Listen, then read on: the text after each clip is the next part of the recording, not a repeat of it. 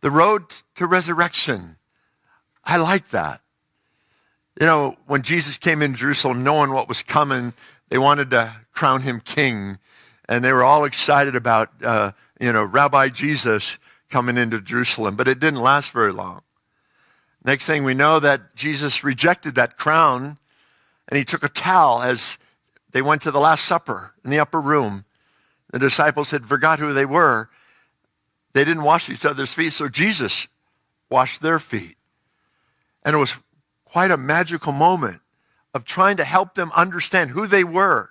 That in his kingdom, it's about the last being first, and the greatest is the servant of all. And so he demonstrated that. And then Jeff followed up with doing a great teaching on the Last Supper and communion. It was a great talk to really understand what is the meaning of that? Why do we take communion, and how does it work?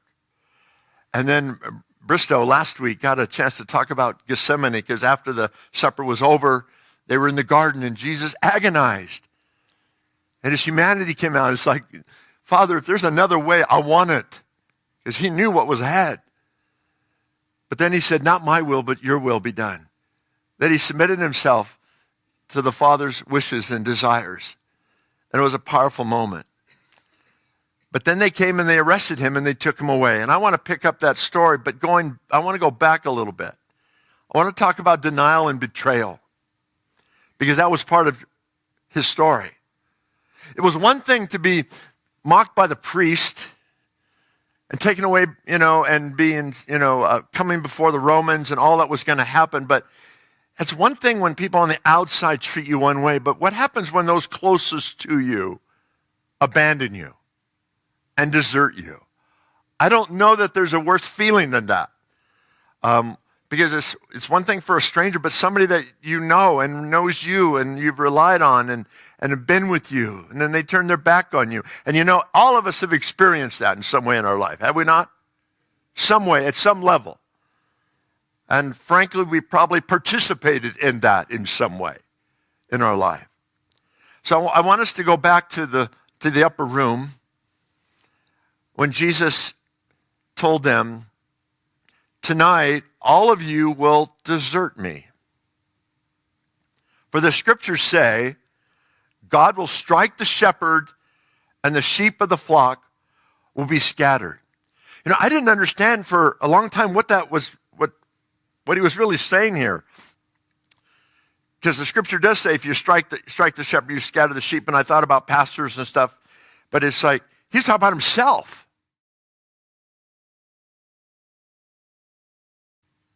He's talking about himself. God will strike the shepherd, the good shepherd.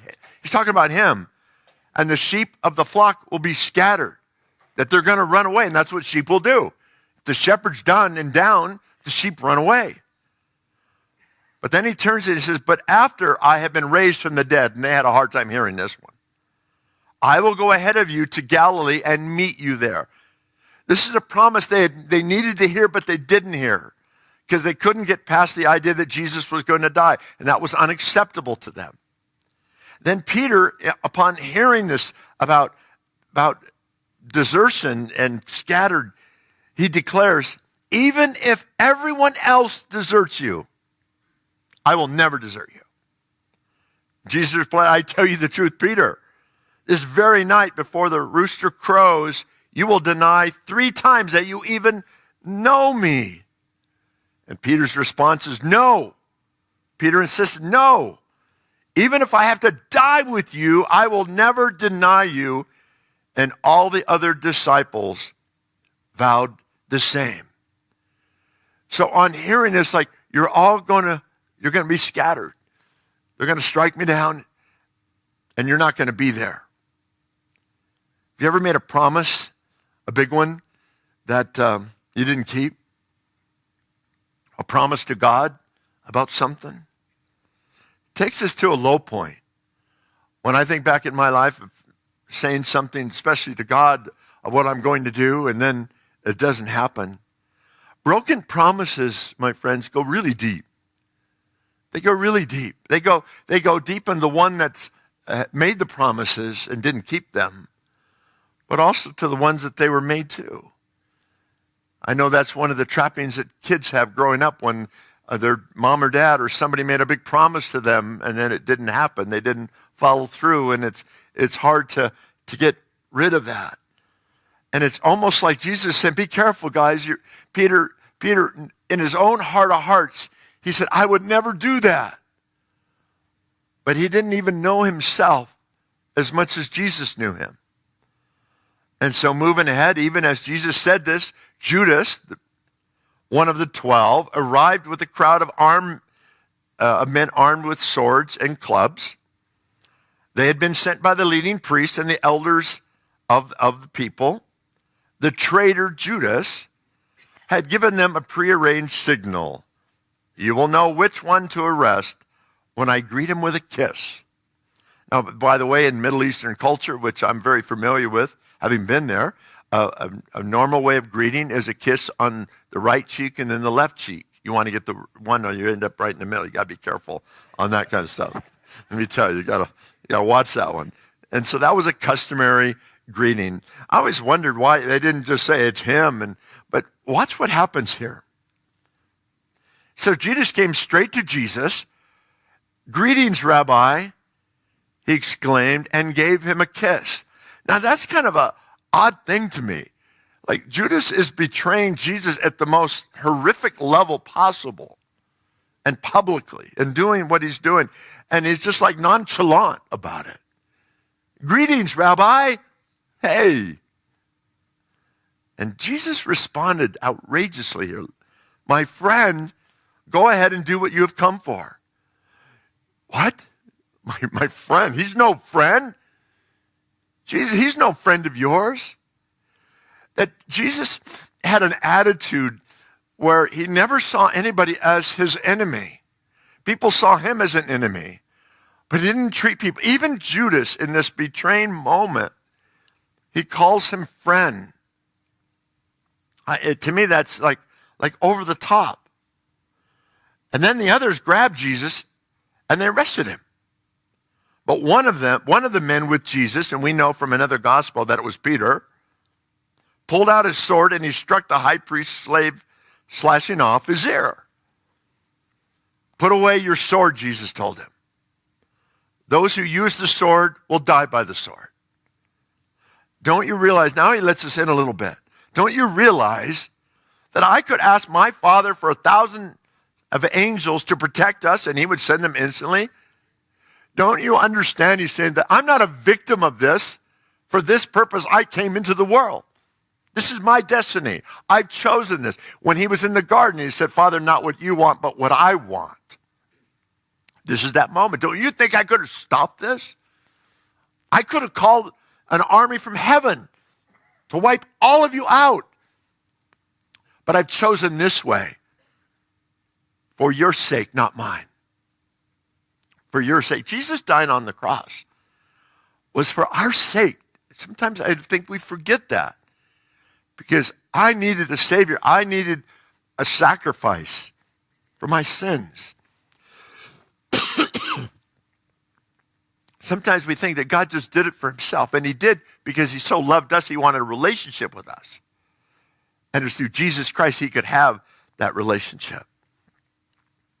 And then he said, why didn't you arrest me in the temple? God hits back. I was there teaching every day. But all this is happening to fulfill the words of the prophets as recorded in the scriptures. Now listen to this. At that point, all the disciples deserted him and fled. Not just Peter. At that point, they scattered. We're done with you. Jesus is saying that this is my destiny. All the disciples deserted him and fled. Then Peter followed at a distance. And then he says, the people who had arrested Jesus led him to the home of Caiaphas. The high priest were the teachers of religious law, and the elders had gathered. Excuse me. Meanwhile, Peter was sitting outside the courtyard. A servant girl came over and said to him, you were one of those with Jesus the Galilean. We have no sense that this isn't an accusatory moment, but Peter denied it in front of everyone. I don't know what you're talking about, he said. Later, out by the gate, another servant girl noticed him and said to those standing around, this man was with Jesus of Nazareth. Again, Peter denied it, this time with an oath. I don't even know the man. A little later, some of the other bystanders came over to Peter and said, you must be one of them. We can tell by your Galilean accent. And Peter swore. I wonder what swearing looked like in those days. He swore, a curse on me if I'm lying. Think about that one. A curse on me if I'm lying. I don't know the man. And immediately the rooster crowed. And suddenly, Jesus' words flashed through Peter's mind. Can you imagine that moment, being there? That you're Peter and all of it, you're in the denial, you're going through this, and all of a sudden the rooster crows, and all of a sudden, whoa, what have I done? I was the one that said, no, I'll deny him. I will be the one to stand. And I've done just what he said I would do. Those words were before the rooster crows. You will deny me 3 times that you even know me. And he went away weeping bitterly. At this point, Peter's done. He knows it's the end of the line, it's the end of the story. That he's done the unpardonable sin. He's publicly rejected Jesus. And he did it 3 times. When I think about this, I think, how did Peter come to this? Well, in Matthew 16, we're told at that special moment in Caesarea Philippi, that they said, who do people say that I am? And some say this, and who do you say that I am? And Peter steps up and says, you're the Christ. You're the Son of the living God. And that's a pinnacle moment for Peter, that he declares the reality of who Jesus is, that he's more than a man, more than a rabbi or teacher, but he's the Son of the living God. And he got it, and he knew it, and it was by revelation. And the next moment, he's rebuked by Jesus with the word, Satan, get behind me, because when Jesus talked about dying, he said, may it never be. Peter could not put his arms around that this Messiah, this Son of God, this declaration that he had just made, that this Son of God, Messiah, is going to die. And going to die on the cross. So he goes from the pinnacle, down to the bottom. I always like to tell people, you got to be careful with your life, because the penthouse and the outhouse are very close neighbors. You can go from one to the other really quick. Anybody know that to be true? So you gotta watch yourself on that. Then he's in the upper room, and Peter's already forgotten about who he is. And he's too big for washing feet. So Jesus pulls out the towel and says he's going to wash Peter's feet. And Peter says, as only Peter can, not just my feet, then all of me, because Jesus said, if you don't let me wash your feet, Peter, you don't have anything to do with me. So Peter, on the other extreme again. Then Jesus predicts that somebody's going to betray him and deny him, and with great bravado, and not me. Yeah, James will deny you. John, probably. Nathaniel, for sure. But not me. You can count on me. I will be there for you, Jesus. And then when arrested, Peter steps up and pulls out a sword and cuts off the ear of a servant. And so you see all of this. He's not afraid. He's not a coward. He pulls out a sword and he's ready to fight for Jesus. But he couldn't happen the reality of the disillusionment that comes. I'm going to talk about that in just a minute. This is not a great day for Peter. It's a low point of his life. I want to show you a little skit. We have some friends called Skit Guys. This is a little picture of Peter's journey through all of this. I think it might help us as we try to bring ourselves into the story. So if we're ready, let's show that.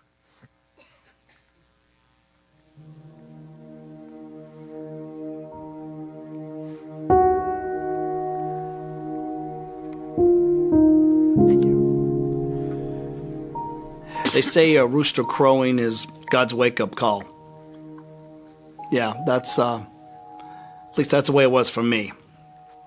Everything, that whole night was a blur, all right? I didn't comprehend, none of us could comprehend everything that was going on, all right? We were all in the upper room, Jesus was washing our feet, then we were in the garden, Jesus goes off to pray by himself. I fell asleep. I'm not proud of it. I had a big meal. Bread makes me sleepy. Next thing we know, me, James, and John, Jesus is in our face, and he's trying to wake us up. And he said, the flesh is weak, the spirit is willing. And then before we know it, Judas is kissing Jesus on the cheek. I try to go help him. I cut off this guard's ear. For the record, I wasn't aiming for his ear. I'm a fisherman, not a swordsman.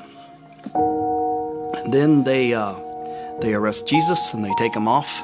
And we ran. And it wasn't but 2 hours earlier that we were in the upper room. I was looking at him. I was looking him right in the eye saying, if everyone disowns you, Jesus, I won't. I'm with you. I love you. And I think that's what made me stop, turn around, go back. And I caught a glimpse of Jesus as they were taking him to the high priest's house. Stood at the gate, and some girl comes up to me, starts pointing at me, starts going, you're with him. You're with this man that claims to be the Son of God. You're one of his disciples. I felt like every eye was on me. So I just brushed her off. I said, you don't know what you're talking about. You got the wrong guy. I get my way into the courtyard, and it's cold. I try to warm up by the fire. And then there's this guard that recognizes me, and he is from the ear incident, and starts going, get him, he's with him, just arrest him, get him. And I'm like, you don't know what you're talking about, all right? I wasn't with him. It was easier the second time to deny him. It was sometime right before morning, and this wise guy, he comes up to me and goes, who you kidding, all right? Who you fooling? You're with him. I can tell by your accent. I'm like, this is just the way I talk, all right? And the whole night, they kept pushing him around. They kept beating him. They kept spitting on him, throwing insults at him, and I couldn't take it anymore. I had enough. I was tired of people accusing me, looking at me, and I said a few things that I'm not proud of, but I was like, leave him alone. You don't know what you're doing, all right? Just leave him alone. I wasn't with him.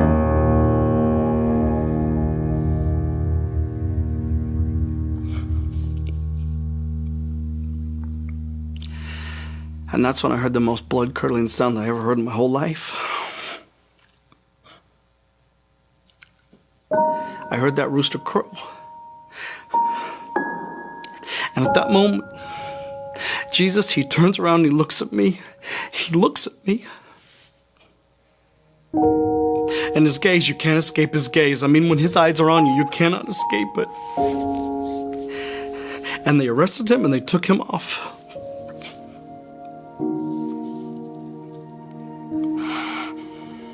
I will die with you, Jesus. If everybody disowns you, I will die with you. What a joke.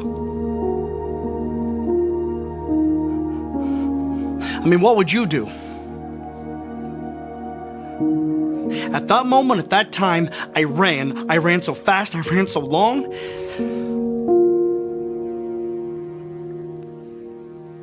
And you know what they did?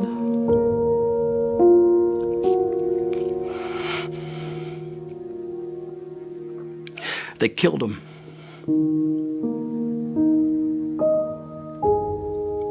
He's dead. A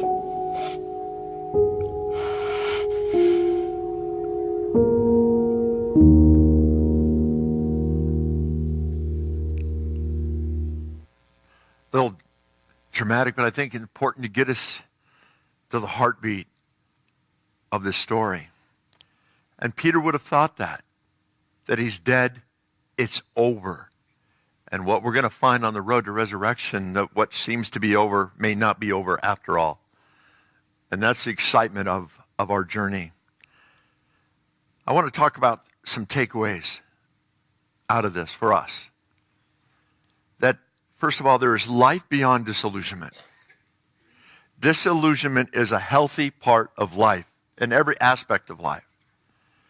It's important in marriage until you diss the illusion and you deal with reality and you can face reality.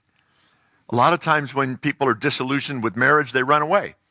Or they're disillusioned with a job, or they're disillusioned with a relationship, or they're disillusioned with church, or they're disillusioned with God. I feel like disillusionment is a process that every one of us needs to go through. Because then you have a decision to make. Now that you know what's real, what is. See, Peter had been following Jesus with an illusion of how he thought it was going to go. And then he had to face the reality that his illusion of Jesus, his desire, the way he wanted it to be and what he wanted Jesus to be, wasn't how it was going to be. That was when disillusionment set in. It set in with John the Baptist when he was in prison and ready to die. And he sent his disciples, "Are you the one, or should I expect another?" John, who had baptized Jesus, who had seen it all and believed it all, was disillusioned. This is not how I saw it going. Did I miss it? Did I make a mistake? And he sent his disciples to ask Jesus the question. And he said, "Go back and tell John, this is what I do. I open blind eyes, I heal the sick. And the kingdom of God is preached to the poor." This is it. This is me. Up or down, like it or not. You know, for some of us here today, when you get disillusioned with God, how do you face that one? Like Peter was disillusioned with the whole God thing. When it's not what you thought it was, or it's not worked how you thought it was going to be. Do we scatter? Do we run? And some of us do. But the amazing thing that as Peter did that, he had lost hope. He couldn't get past his disillusionment. God's love didn't get past Peter and kept pursuing him. Of course he was disillusioned. Jesus on a cross? It's not what they expected. The whole idea of a cross is so contrary to everything they believed and hoped for. And even though Jesus said it, it's like yada, yada, yada. It's not going to happen. But maybe before we judge too harshly our friend Peter, I wonder how many times you and I have betrayed him or denied him in some way. For instance, how do you respond to God and life and others when things don't go your way? Or when heartache invades your home or your life? How do you respond in crunch time? Being mad at God or done with God? Do we deny him because we're shamed or embarrassed? Do we deny his love and forgiveness in our life? That's denying him when you don't allow him to love you and forgive you. Denying people the opportunity to know Jesus by keeping him to ourselves. Or deny him a preeminent place in our life, that you can be here, Jesus, but not here. Isn't that denying him access to your life, to your marriage, to your relationships, to your sexuality, or whatever it might be, to allow him to invade an aspect of your life? That's denying him access. Denying him by our silence. Denying him by acting like we don't know him when it's convenient. Deny him with our money, with our health, by not asking him to come and heal us. Or a big one maybe is denying others an opportunity to experience what Jesus can do for them. That we deny them an opportunity to know him, to be healed by him, to be forgiven by him. Disillusionment is part of being human. It's part of the journey.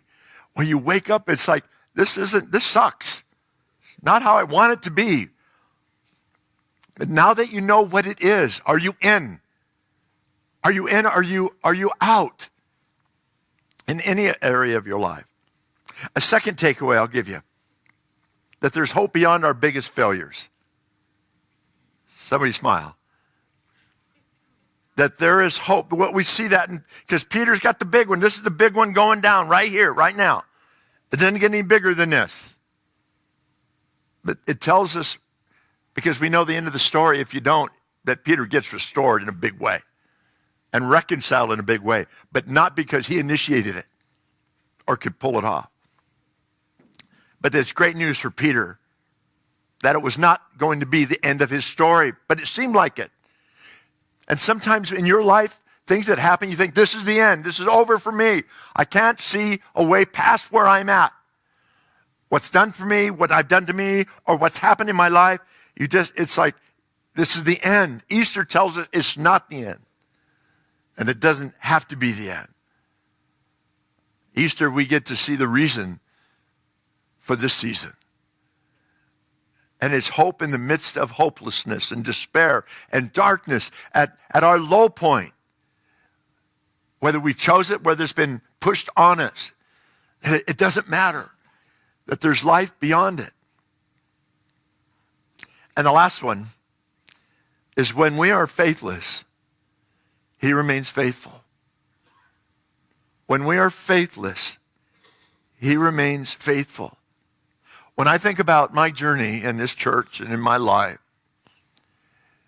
and people ask, Lord, when people ask me, Rick, what's the answer? How did you get here? It's like one reason, the faithfulness of God. That God has been faithful to me, not because I've been faithful to him. That God never gave up on me, wouldn't give up on me. He continued to pursue me when I didn't pursue him. He saw me before I saw him. And when you realize that he is the great pursuer, and to his disciple Timothy, that's what he says. He says, when we are faithless, he remains faithful because he cannot deny, interesting word, himself. For him not to be faithful to his word and to his promises, he would deny himself. And he will not deny himself. And that is such good news for you and for me, that God is faithful to you. Think about it right now. Your journey, your life. What brought you here this morning? It's that God never gave up on you. God continued to work in your life. And some of us in this room, we've done the Peter thing. Maybe the Judas thing. Maybe we've turned our back on whatever. But what's coming, next week, Jeff's going to take us to the cross. And that's a place we don't want to go, but we need to go. We need to go there. We understand that, the crucifixion is the dying part, and dying comes before the resurrection part. Sometimes the death comes into our life in various ways so we can live again in a new way, not the same way. And that's the road that we're on with this. And on Easter, I'm going to bring back Peter, because Jesus wasn't done with Peter. Peter was done with Peter. And Peter was done with Jesus. But Jesus was not done with Peter. And it's a powerful moment of reconciliation and restoration that's just around the corner. Let's pray. Would you stand with me?